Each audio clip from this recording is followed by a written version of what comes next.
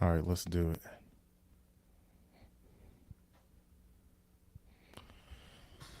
Check, check, check. 1 2 1 2. Are we live? I guess we live. Let's go. Cool Hand live stream. Something you got to deal with. We're back. And I got some stuff to talk about, man. I'm a little bit incognito today because I got pressed.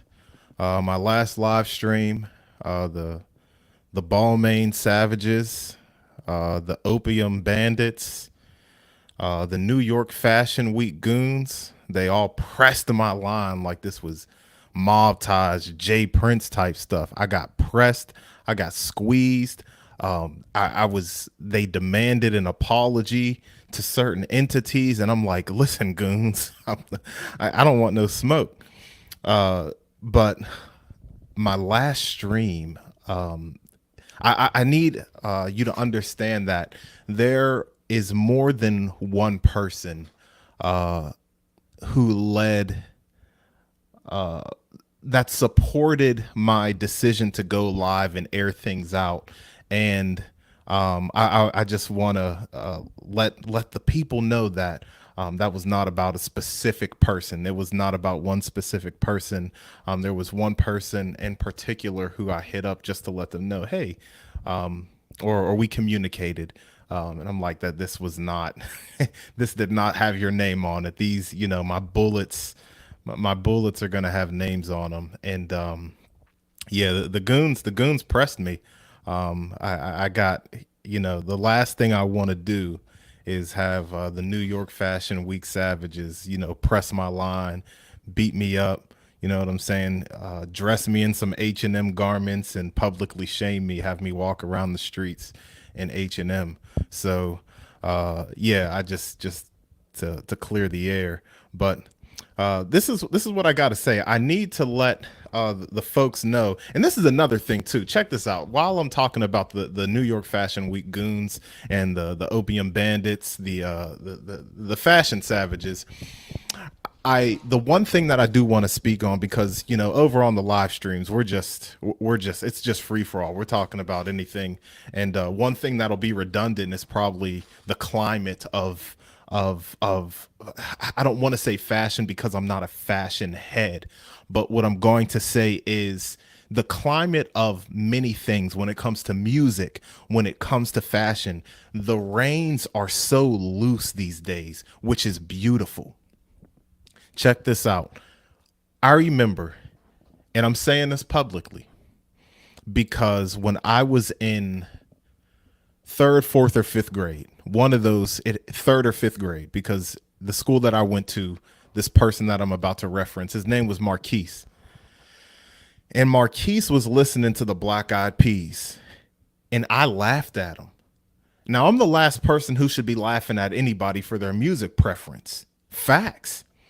But the climate back then, 50 Cent was my father, by the way. I like to say that when I was younger, 50 Cent, he's still one of my all-time favorites, but he was the hottest thing moving back in the day when I was a young kid. And it was just like, if you're black, you have to fit a certain criteria. And to see somebody else listening to the Black Eyed Peas in public and willingly, as I said before, I'm laughing at him. I'm like, you're listening to the Black Eyed Peas, and Marquise was just like, yeah, yeah. Like there was nothing to it. There was nothing about it, and that has always stuck with me all of these years later, and how accepted it is for people to like things outside of what they are boxed into. You know what I'm saying? And there's a certain like, and at the end of the day, I know this doesn't apply to like, all of the hood and woo woo woo, all that. But I say all that to say in fashion as well, a lot of things are accepted now. Like, and I'm talking from, once again, I'm not talking from a fashionista standpoint. I'm talking from an observer standpoint. You see people, and when I talk about these things, I want to give the perspective as somebody just what they call us African Americans. So it's just like I'm talking about for black people. I'm not trying to, it's not a race thing, but I'm talking about, my perspective. And just like I love to see how black people aren't boxed into, we have to wear X, Y, and Z. We have to, that mind state is just so toxic. It's just so, it's just not cool. It's not cool. And so all that to say is, one thing that I'm aware of, something that hits my line on the social media algorithm standpoint, is I see things like panda dunks. Um, there's just certain things that are like regarded as like trash. Panda dunks are one. And I was watching an interview on a platform, and this dude was like, yeah, they tried to clown me because I had on panda dunks. And this is a street dude. So I'm watching an interview with somebody from the West Coast, and they're like, they're a gang member, and like somebody who is just finding something nice that they like and putting them on. He wasn't aware of the whole panda dunks meme. um and for those who are like me and who are kind of ignorant to some of the memes, last time we talked about skinny jeans, but one of the memes are like these panda Nike dunks. If you know Nike dunks, and there was like a specific drop or whatever, and I don't know if it was like oversaturated or something, or I'm not sure. I just know that they're a meme, and it's like having panda Nike dunks is, I don't know. It's just, I don't know if it's frowned upon, but it's kind of like a joke. I've seen a lot of memes about them. And dude was like, yeah, she clowned me for having panda dunks, woo, woo, woo. But to me, I just some black and white shoes. I like how they fit. You know what I'm saying? They went with his fit and all that. So it's just like, outside of that, like outside of the memes, outside of the hive mind, of course there's always going to be like some sort of division or some sort of thing that's, frowned upon in any sort of industry. I remember at a certain point, like there was like this elitist, and at a certain point in music, there was like this elitism amongst like rap listeners and on some internet stuff, where it was like popular to hate on Wayne, like post prison Wayne. When Wayne got out of jail, or when Wayne got out of prison, he did that like year and some change, or did like 11 months or something for like a gun charge. And like it was just popular to like hate on Wayne. And admittedly, the music, the bars were different. The bars were different for Wayne when he got out of prison. I don't know why. I can't tell you why, but there was a noticeable difference for me. But it's not like, don't just hate on him, man. Like, and then like there was like jokes being made. Oh, Lil Wayne rap like this, or Lil Wayne rap like that. And so my point is, there's always going to be something that is cast out of what's cool, what's popular, or whatever. Woo, woo, woo. But it is widely accepted for people to express themselves a certain way in fashion. You know what I'm saying? Like, you don't, you could wear a pair of, Rockaware jeans these days. Like, let's just say 10 years ago, 2015, if I pop out in some Rockaware jeans, immediate roast. You're getting fired on immediately. Immediate roast, dog. Like you like you start, like, honestly, like 10 years ago, probably only like, super bummed out people and like homeless folks are wearing some, you probably see them in some Rockaware jeans, some South Pole jeans, some woo woo woo. Nowadays, you catch that in the thrift store, you catch that out somewhere, you put on some Rockaware jeans or some South Pole jeans, that's vintage. And I ain't mad at it. That's the thing. I hope I find me a South Pole shirt. I wear XL now. I done gained weight over time. If I can find myself an XL South Pole shirt, that's 100% nostalgia. 100% nostalgia for me. Dog, I don't think y'all understand. Folks was wearing them South Pole joints, some South Pole shirts. You know what I mean? I had South Pole shirts from Burlington. My mom would shop at Burlington. We didn't have it like that, but you could get some good stuff at Burlington. You know what I'm saying? They had, they had a Young Jeezy shirt. They had like the 1738. I think that's what it was called. I forget. my brother had the Snowman Jeezy shirt. If you see somebody out with that today, they're gonna call that like retro type stuff, you know. But not to spend too much time on the on the fashion stuff, because that's not what I came here for. I came here on the fashion tip to say I got pressed, the message was received, and I had to clear that up. That the last thing about hating on skinny jeans is that wasn't about one person. That was more so a everything that I spoke on was more so of something that I repeatedly saw, and I'm not going to publicly shame a brother. I'll put it that way. If you know what I'm talking about, you know what I'm talking about. We are not on that time. We're letting loose on the live streams, but at the same time, we're always going to keep it respectful toward friends at all times, because the Qool Hand podcast, we don't go for that. We don't go for that. We ain't on no division. We are but we gonna get these takes out anyway. So last time I also said that, J. Cole, Drake, nor Kendrick are paying neither you or me the same way they're not paying me to talk about them. And I have something to announce that J. Cole, in terms of rapping, and I'm going to be specific with this because I listened to this new project, and in terms of rapping, I'm not saying song making, I'm not saying beat selection. I am saying in terms of rapping right now, J. Cole is in first place. He put himself up there. He put himself up there in first place. In terms of rapping, I need to say this. Now, this is more of a reaction right now because I only listened to this project once, and that was yesterday. And what I heard, I'm like we all know J. Cole could rap. That's nothing new. He's been out since what, 2008, like in the public with like the warm up mixtape and the come up, the warm up, all that stuff. We all knew he could rap. He's been snapping since I was in 10th or 11th grade. But the bars that dude was coming with on this new joint was like blowing me away. No, did he? It was like he was saying some crazy stuff, and I'm not going to quote anything. Like I said, I only listened to this one time, but you really like something when you hear it for the first time, and you just have to go back to it. Right before I started this little stream, I was listening to the joint with Absol, Daylight from Battle Rap. Shout out to Battle Rap. We made it. And J. Cole.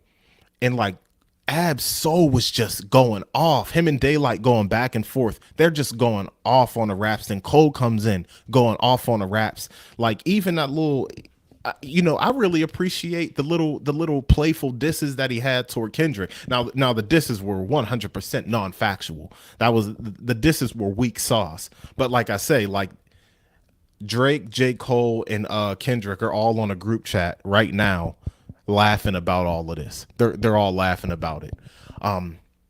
But I was very much satisfied with what I was listening to in terms of the bars and the raps and the lyrics, the rhyme schemes. And I'll tell you something, there's a specific rhyme scheme that I love. Jadakiss, I don't want to say Jadakiss is the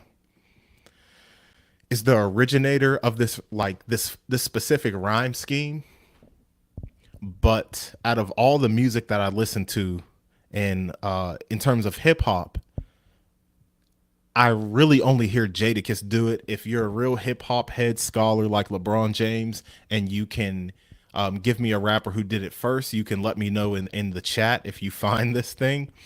But there's a rhyme scheme that Drake did a lot, but I feel like Jadakiss founded it. But Cole uses it well. And the rhyme scheme is like, let me try to think of an example. Like, okay, let me try to think of an example. I'm going to give you something like a sample. Every time something, something, something, something, something, da da da da da da da da dample.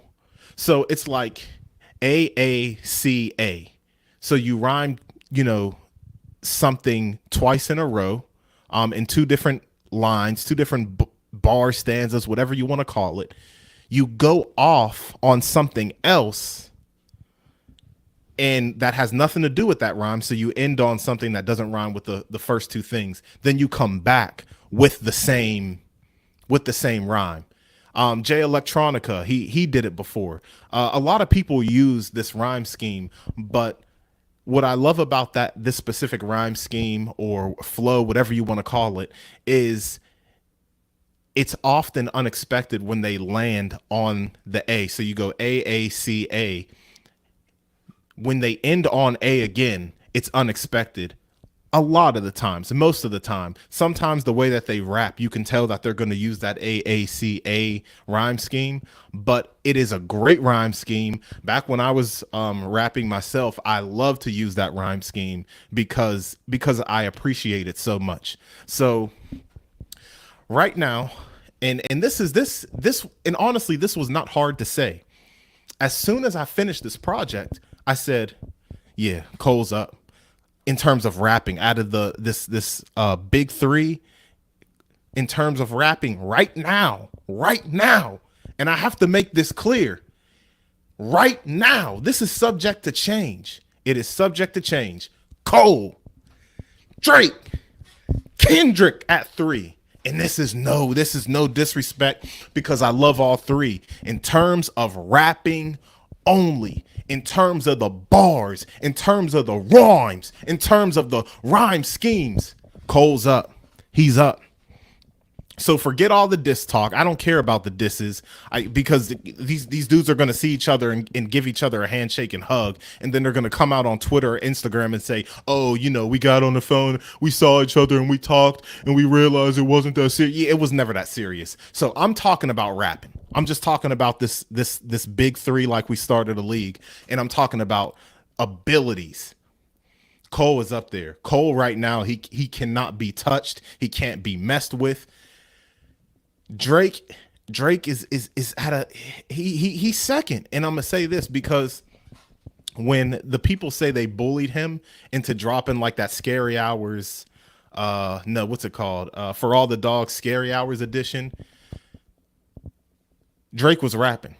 The stories about my brother, the red button, red alert, something like that. That was the first song on the Scary Hours edition. And then when the shoe fits, that joint went crazy. He was like, Drake was rapping on that thing. Like, he was rapping on that. And I have to go off of your latest project. Now, Kendrick can rap, and Kendrick can rap his behind off, right?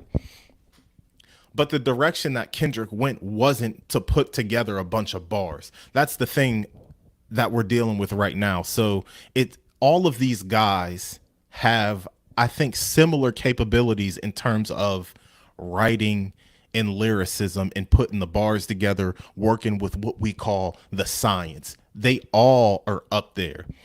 But the thing is, and the reason why I have to put Kendrick at 3 is because his raps have more meaning, in a deeper meaning. You have him talking about, he's an Israelite on the one joint, and it is not as superficial as J. Cole's and Drake's music. And when I say that, I say that carefully. I say that in the sense of superficial, meaning a lot of the lyrics for both Drake and J. Cole you can get, even if it's hard, even if it's fire. Like Drake, and I said this on past podcasts, I love Drake because he can make something so simple sound great, and that's the key to making songs, in my opinion.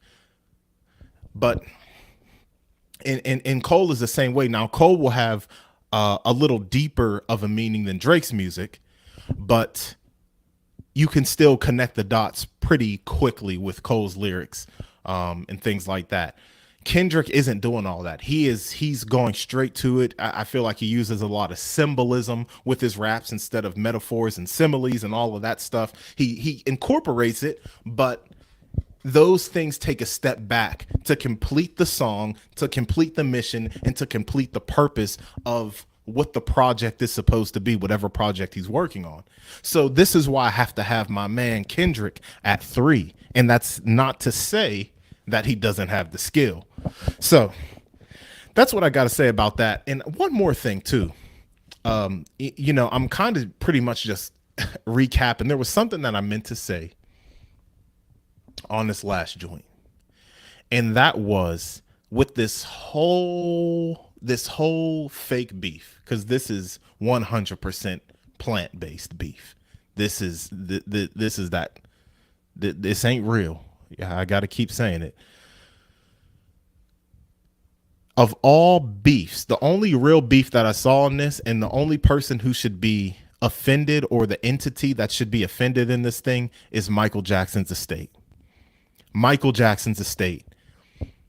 I was telling somebody else that Michael Jackson's family should be offended because MJ was used as collateral damage. MJ was used as collateral damage. MJ was used as collateral damage. What do I mean by that? Prince outlived Mike Jack. Prince outlived Mike Jack. And I know Drake, it's a direct shot because Drake be comparing himself to Michael Jackson. He has more hits than Michael Jackson, or number ones. I don't care about the stats. So you didn't have to throw that in there, dog. You didn't have to throw in Prince outlived Mike Jack. We gotta. You're gonna have to cut a check. We're gonna have to check that. I don't know, man, Kendrick. But of all things, what I'm saying is the only legitimate beef that should be here is Michael Jackson's family and estate. Like, you didn't have to throw that. You didn't have to throw the whole. Okay, like Prince outlived Mike. Like, cool. Like, come on now. We don't gotta do. Don't be pitting two dead men against each other. You know what I'm saying? That's the one thing that we're gonna have to check. I'm gonna call Kendrick. We're gonna work that out. Might issue a public apology or something. That's my man. We're gonna figure it out. But of all things in this plant-based beef, that is the only real thing. That's the only ounce of steak that I saw, and a very small ounce. Like, nobody, I haven't heard anybody caring about, Prince outlived Mike Jack thing. But like, if I'm one of Michael Jackson's family members, I'm finna say like, hey, yo, that's cool, but why'd you have to throw, you know what I'm saying? Why'd you have to throw fam in there? You know what I'm saying? So that's what it is right now. So Qool Hand podcast, Qool Hand live stream, something you got to deal with. I know my thoughts are all over the place, but these live streams are not meant to be super in depth, super planned out. It's just, whatever's going on, we're gonna talk about it. But Drake, J. Cole, Kendrick, Cole's up there right now. He got it right now. Until further notice, he's the GOAT. No, let me not say that. He's not the GOAT. He is the best rapper out of all three of them right now. And I'm standing on it. I'm standing on that right now. And it has to be, they have to show and prove at this point. Now it's about the bars. I don't care about the disses. It is about the bars. Qool Hand live stream, something you got to deal with. We out.